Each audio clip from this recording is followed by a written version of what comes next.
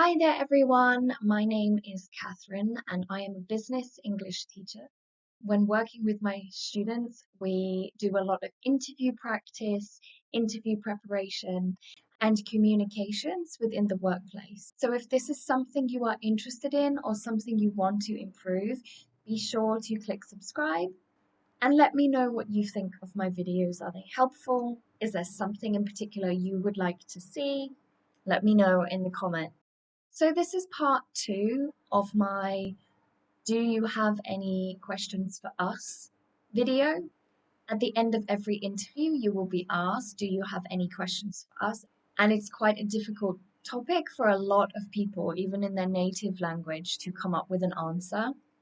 So if you haven't seen part 1, go and watch that after this video, because there's a lot of information, a lot of tips, a lot of questions that maybe you could use in your next interview. So, as I said, at the end of every interview, you will be asked, have you got any questions for us? Or do you have any questions for us? And this is time for you to really express any queries or concerns you have, any questions you have. But it's also a great way for you to show you are interested in the role and have done your research on the organization you are applying for. I focused a lot in video 1 on questions you can ask to impress the company. So in this video, I'm going to focus more on questions you can ask in order to figure out if this is a position you want to apply for. Is this something that fits your work style? Is the environment what you expect from a work environment?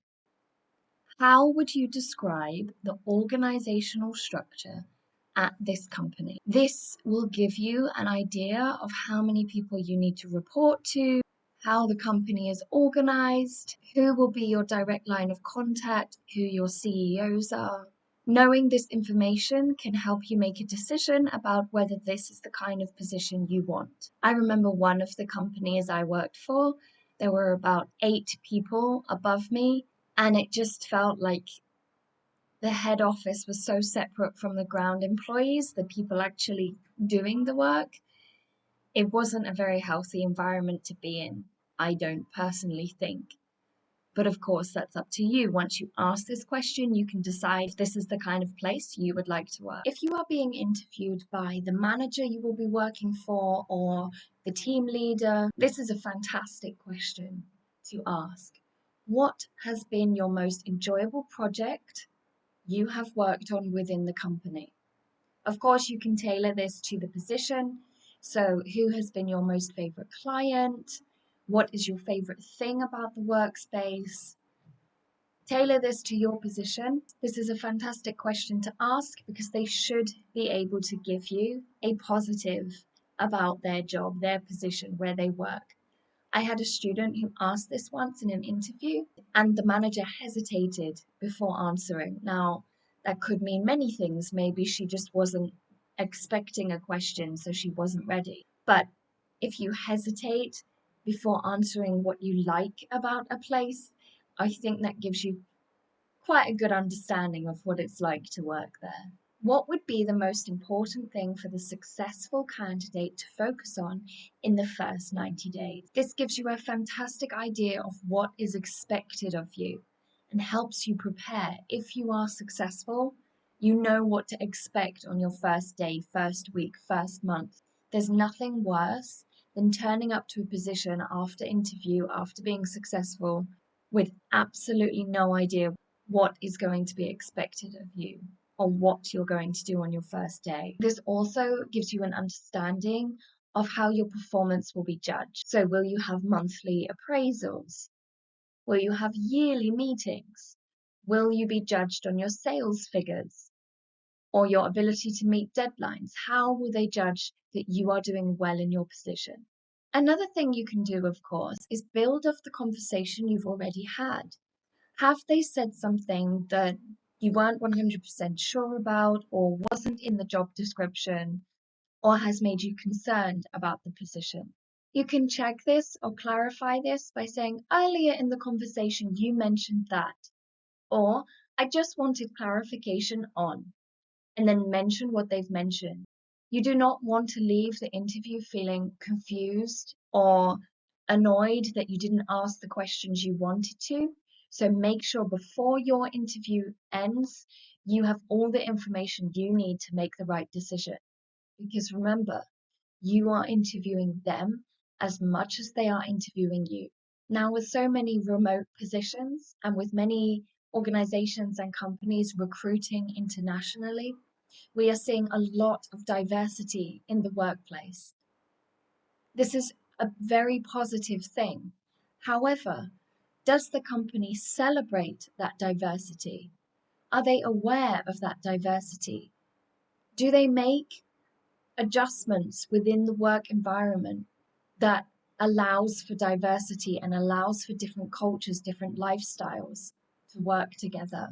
When researching the position, did you see yourself represented on the website? Did you see lots of different cultures, lots of different beliefs, lots of different people on their introduction videos, in their marketing campaigns? Or were you seeing the same kind of people throughout? You can then ask about diversity within your interview. But of course, we don't want to seem rude or we don't want to offend the company or organization, but you are well within your right to ask because you don't want to be the only person of your nationality or culture or religion in a company and feel very excluded. So you can ask, how diverse is the work environment? Or I was wondering how diverse the team is that I would be working in. Again, their answer should encourage you and make you feel supported and make you feel like you want to take the position. If it does anything other than that, maybe it's not the right position for you. How will the workload be balanced between? How will I be expected to divide my time between?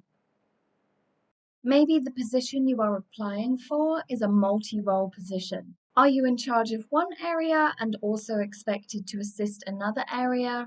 Will you be hired to work across two teams or two departments? If so, you really need to know what is going to be expected of you. How are you going to be split between the two? Because of course you are not two people. So this is a good way to find out how it will be balanced. Do they have a plan in place? Are they expecting you to do 2 days here, 2 days here? Are they expecting to oversee both at the same time? What is their plan for you in this position? Another thing you can check is if there's something in the job position that you don't have, or maybe you're not as skilled as, you can check how this will affect you on a daily basis. I noticed in the job description that this position requires a level of how key will this be in the daily role of this position? So, for example, let's say they expect a level of Spanish and your Spanish is a beginner level. You don't want to take on a role that is going to be so challenging that you don't have a work-life balance anymore. Of course, we all like a challenge. It's important to challenge ourselves, but is this something you're going to be able to cope with? Another good reason to ask this is because is this something you can practice or prepare or learn before the position starts? So let's say, for example, they expect a level of a code language that you don't have, but you could easily go and learn in a month before you start your position. This is where you could ask them about that and figure out a plan for yourself as well. They have seen your CV, they know your qualifications, they know your areas of weakness. So the fact they are interviewing you is a very positive thing because it shows that they are genuinely considering you as a candidate. However, if there are any areas that you could improve on, this is the time to ask about. So this next question leads on from that. Is there anything I can clarify for you about my qualifications? Do you have any hesitations regarding my application? This is a really good way to check how they are feeling about you as a candidate. Maybe the fact you don't speak Spanish is holding them back on making a decision about you. So this is where you would say, I'm going to take Spanish lessons. This is a chance for you to assure them that you can improve or go and learn those skills, or that you do have those skills, you just forgot to mention them in the interview. This is a fantastic question, and I recommend anyone to ask this question in an interview. Lastly, Always check how long it will be until you hear from me. What is the next step in the hiring process, and when should I expect to hear from you? There is nothing worse than having a job interview and waiting and waiting and waiting and not hearing anything, not being able to apply or respond to other job positions because you're waiting for this one to respond. So having a time frame really helps you take control. If they say you'll hear by next Wednesday and you haven't, you can contact them and let them know, I was told I would hear by Wednesday.